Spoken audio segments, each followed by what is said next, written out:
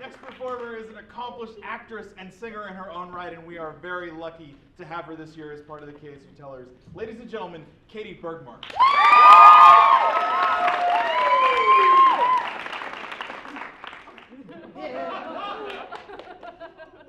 In the foothills of the French Alps, there's a tiny village which resembles that of the beginning of Beauty and the Beast.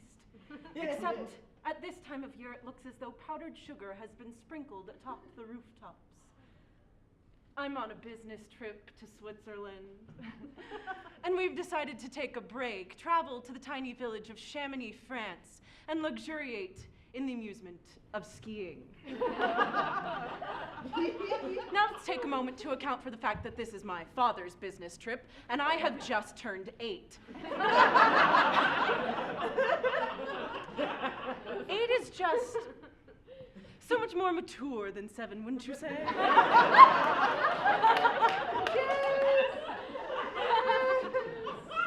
And this 8-year-old is taking it all in stride. The first time I've seen snow, the first time I've traveled internationally, and the first time I'll have gone skiing can't be much else.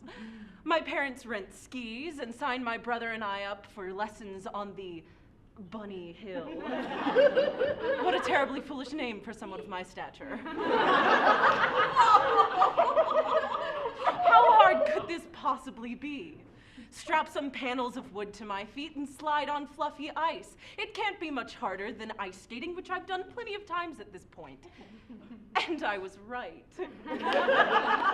This Bunny Hill, as they had fondly named it, was nothing to fuss over. I go up and down and up and down and up and down several times over before deciding to schedule out the rest of my visit. I would go to the green circle hill, then the blue square slope, and then by the end of the day, I will have conquered the black diamond several times over.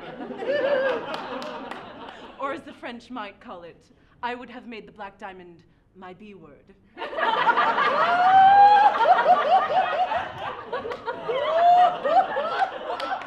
The ups and downs of the Bunny Hill behind me, I decide to travel back to the pavilion to see what mother and father are up to.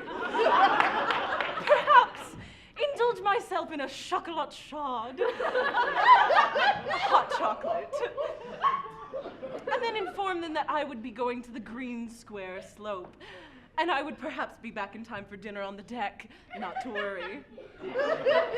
On my way to the pavilion, however, I spot a line leading up to a man who resembles Santa Claus. Now, this man is not the real Santa Claus. Real Santa's back at the Galleria Mall in Houston, Texas.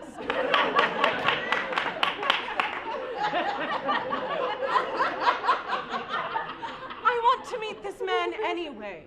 I line up, and I begin to think of my schedule and start to get, as some adults might patronizingly call children of 8 years, wiggly. Allow me to demonstrate. I keep going and thinking of my schedule and thinking of how long it will take these silly children to speak to not Santa and of what life choices you have to make to become a not elf. When suddenly my legs split. Now, finding myself in this uncouth position, legs in a horizontal split, my pelvis on the icy snow, skis running perpendicular to the ground, trapping me there, eclipses the pain for only a moment. I don't know if you've ever pulled a muscle in your groin. Suffice to say, it's not pleasant. The people in line begin to laugh. Ha ha ha, look, it's a little girl.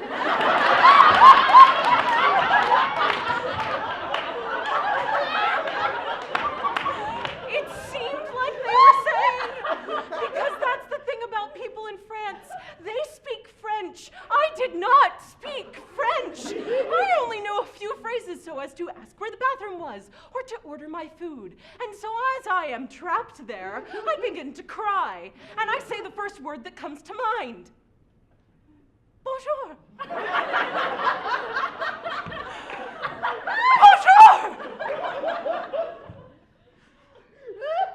Bonjour.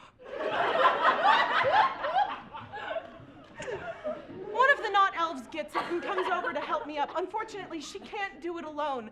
Miraculously, or perhaps because he's a father and he can hear his child crying from half a world away, my father appears on the other side, and they lift me, one on each arm. I'm not a good skier. No. As embarrassing as that moment was, and as painful as it is to recall, I learned that day that I can't do everything I want to right then and there.